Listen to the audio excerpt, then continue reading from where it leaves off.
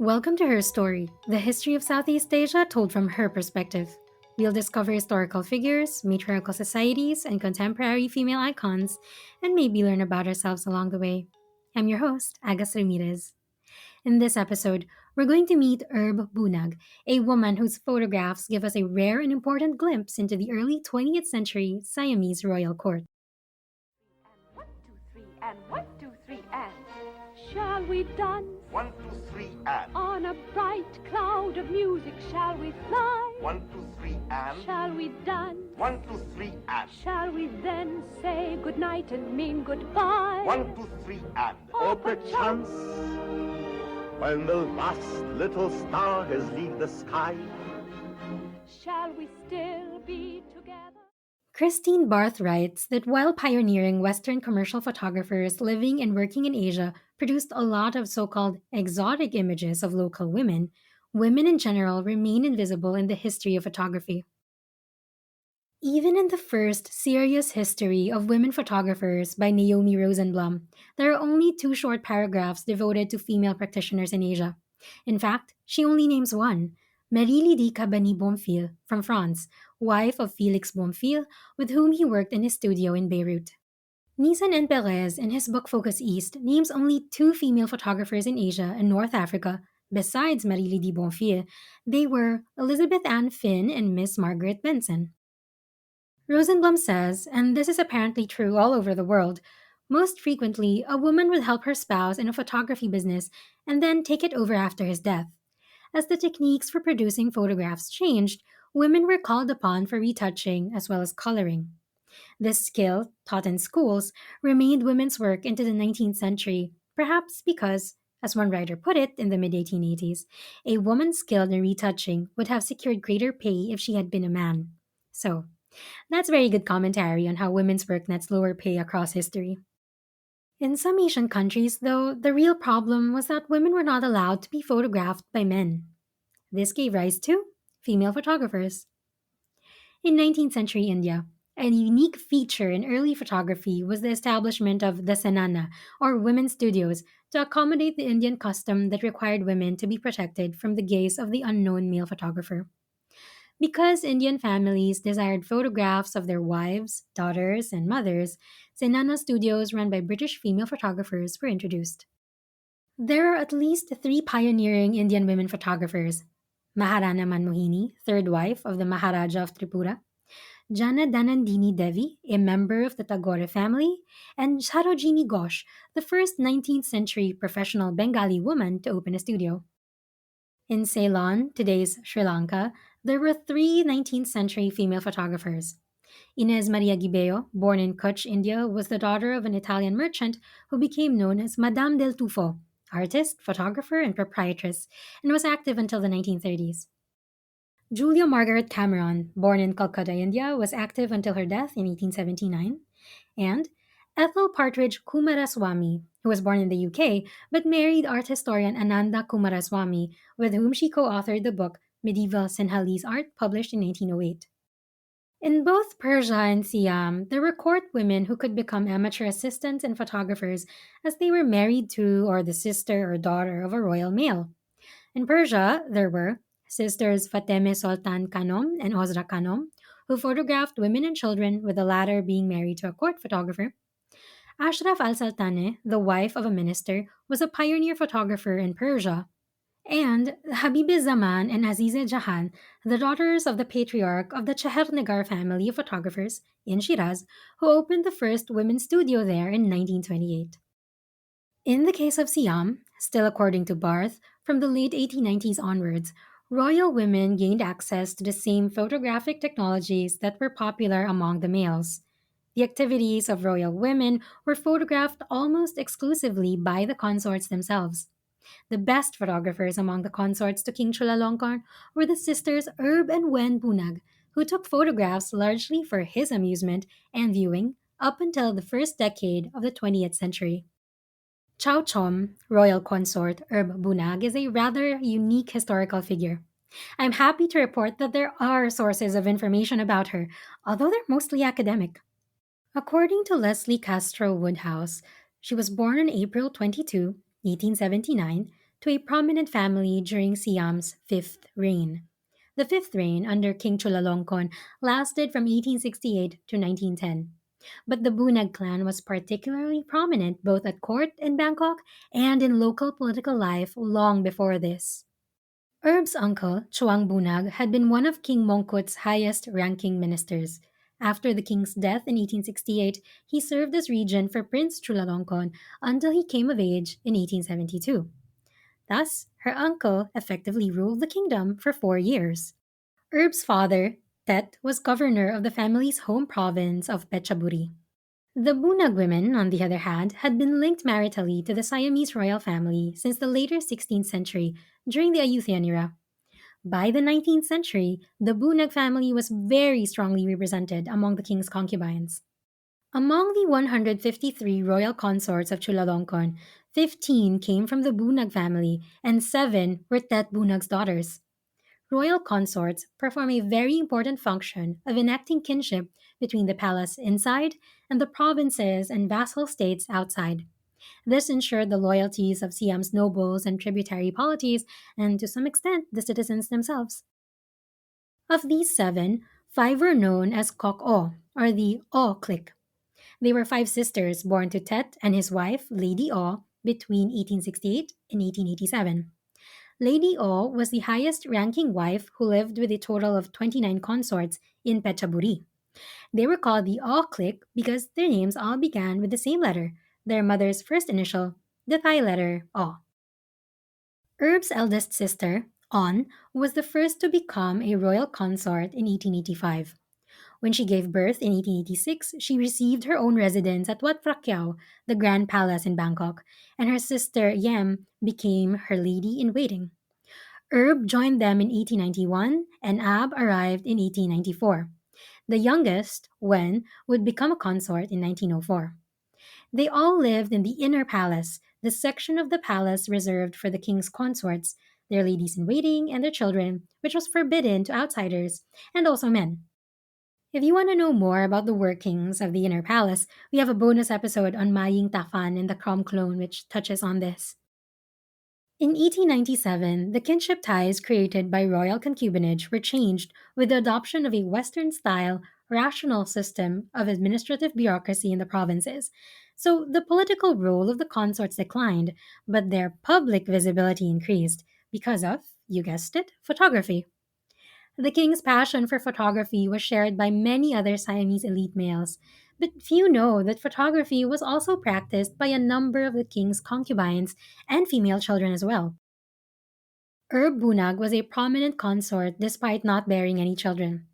The Aw clique were among the first to stay in the first royal pavilion at Dusit Park in March 1899. The sisters were appointed to special positions within the king's entourage.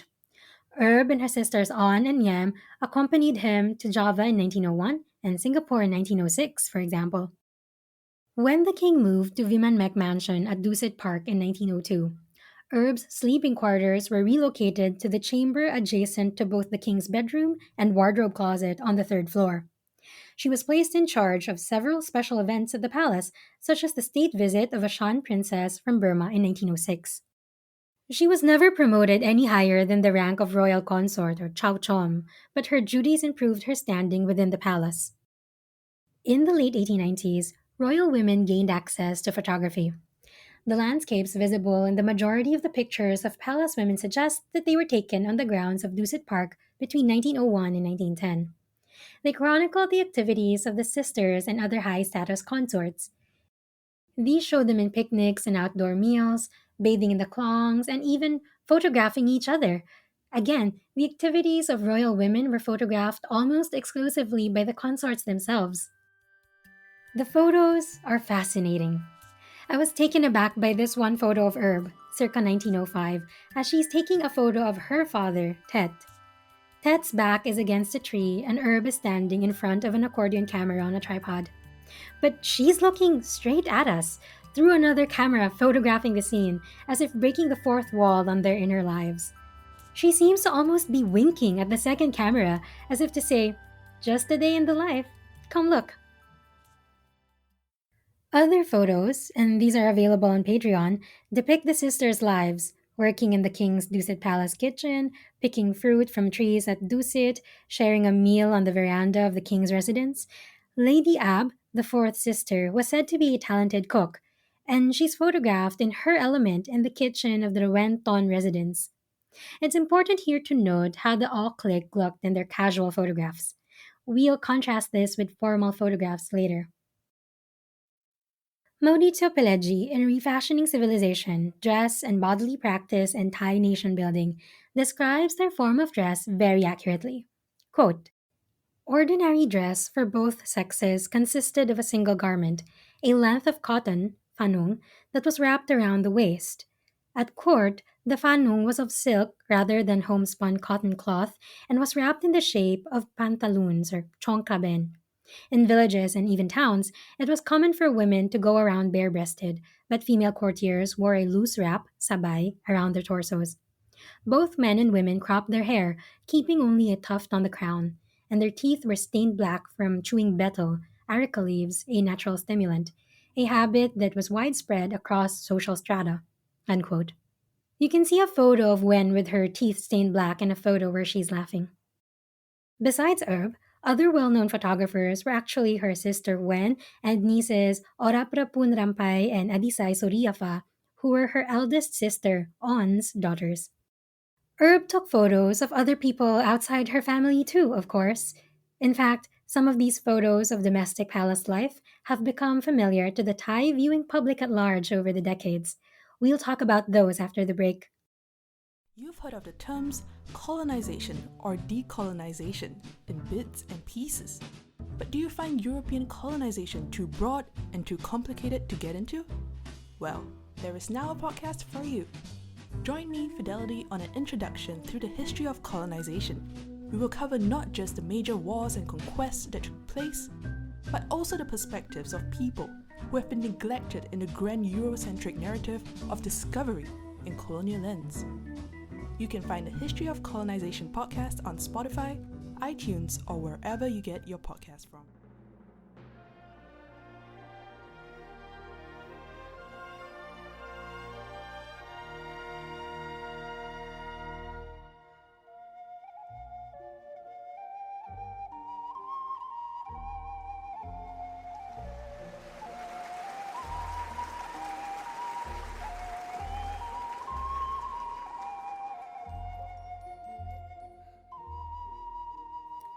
Princess Dararasami is seated on a wooden chair, her left hand draped across its back as she looks at the camera. Her long hair that reaches the rug under her bare feet is reflected on two European style mirrors. She's wearing a European style stitched blouse and a tubular textile skirt known as fasin. To her right is a dressing table filled with cosmetic and perfume bottles, as well as a candlestick. The scene is completely staged. There's a plain backdrop that conceals the shoot being outdoors. You can see the trees in the mirror. Earlier, I described how the all clique looked. Contrast that now with Dararasami, whose strikingly long hair and use of textiles immediately mark her as foreign. She, in fact, hailed from the kingdom of Lanna, which at the time was already under Siamese rule. Ethnically, she was considered Lao. Woodhouse writes that in Dararasami's clan, a woman wore the textile pattern and garment styles of her hometown, even if she married or relocated. This acknowledged her matrilineal clan and placated their spirits. When noblewomen of Lao or Lanna kingdoms were sent as consorts, they brought their textile traditions with them.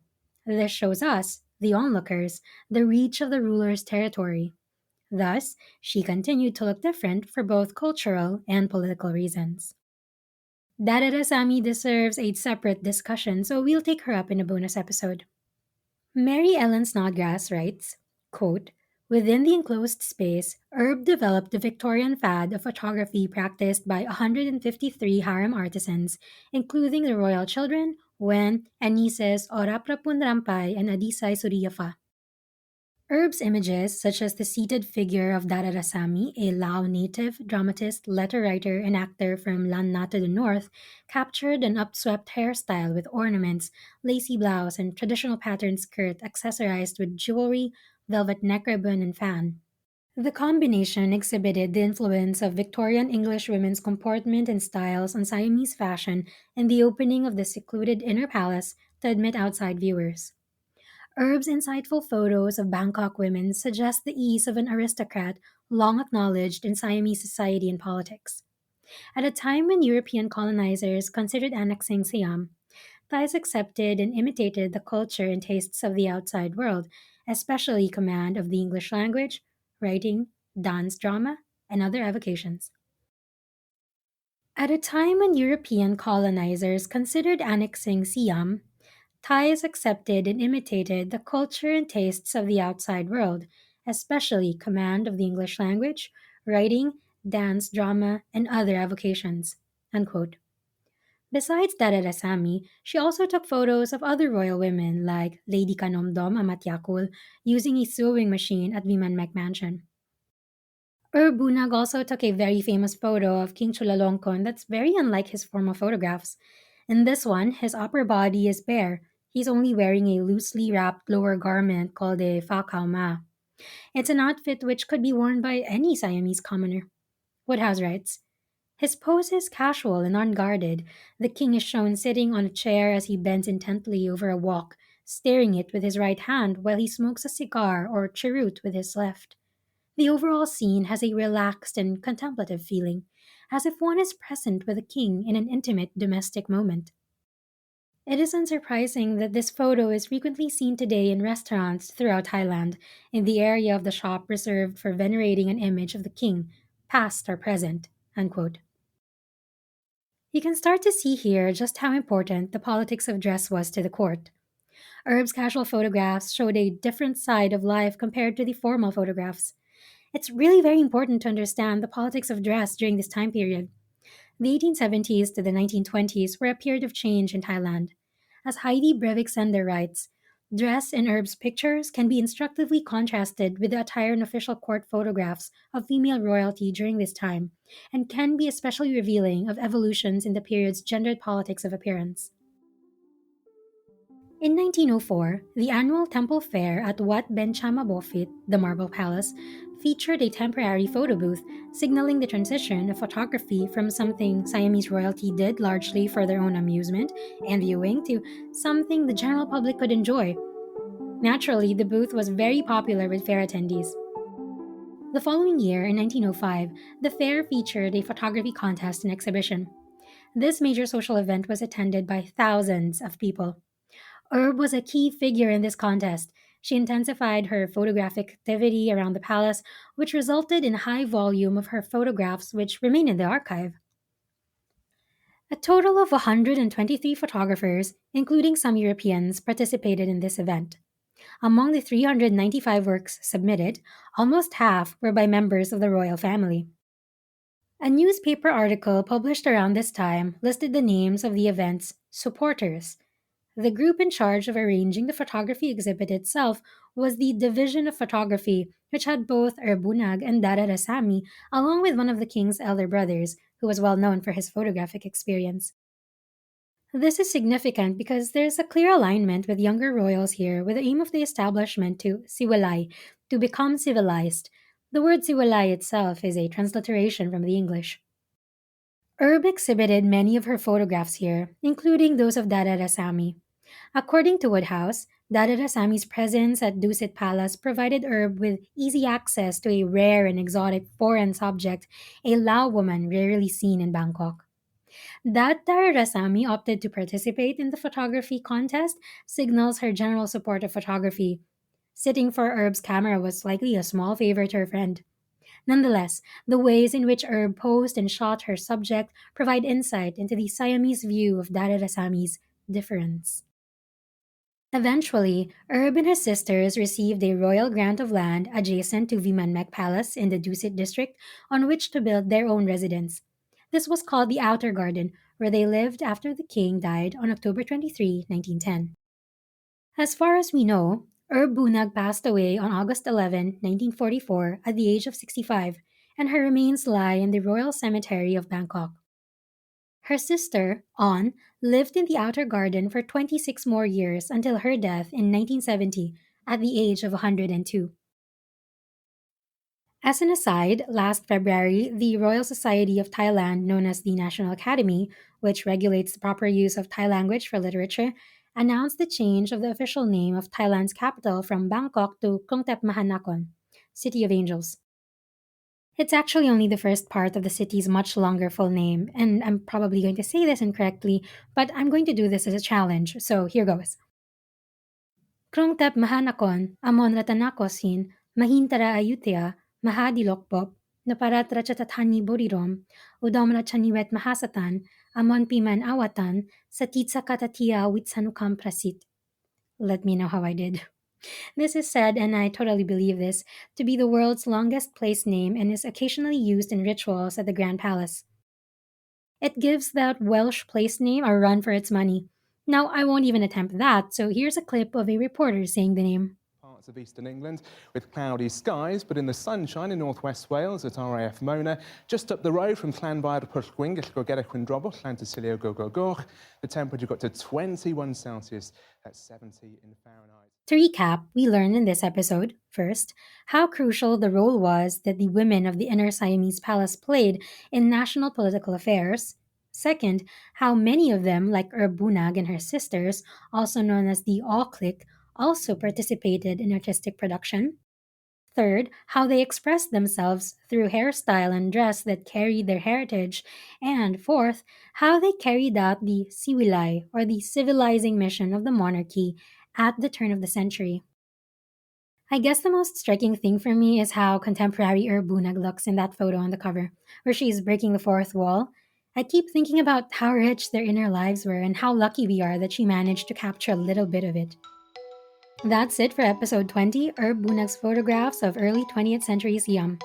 Watch out for the bonus episode on Dada Rasami, which should be up on Patreon in a couple of days. If you want more her story, head on over to Patreon for the bonus episodes on Nyagide Pinate, the Harbor Master of Gresik, an interview with Hadi Patra on the Minangkabau Matriarchal Society, Maying Tafan and the Crom Clone, Queen Suriatai and the War Elephants, Paz Marquez Benitez and Dead Stars, and the rise and fall of the Achinese Queens, 1641 to 1699. As always, thank you to our patrons, Kero, Xiaomi B by Milish, Jennifer, Christina, Raul, Raymond, Chito, Matt, Ashley, Shireen, Charlie, Chanda, Yati, Kara, and Mando. If you want to join the Patreon, you can give as little as $1 to get a copy of the show notes with all the references, a shout out at the end of the next episode, and access to all the bonus episodes. Don't forget to follow us on Facebook, Twitter, and Instagram at Her Story CPod. That's Her Story SEA Pod. There are so many more stories to tell, and we're just getting started. This podcast was hosted and edited by Agus Ramirez. Thank you for listening, and we hope to see you again next time. Sampai jumpa lagi!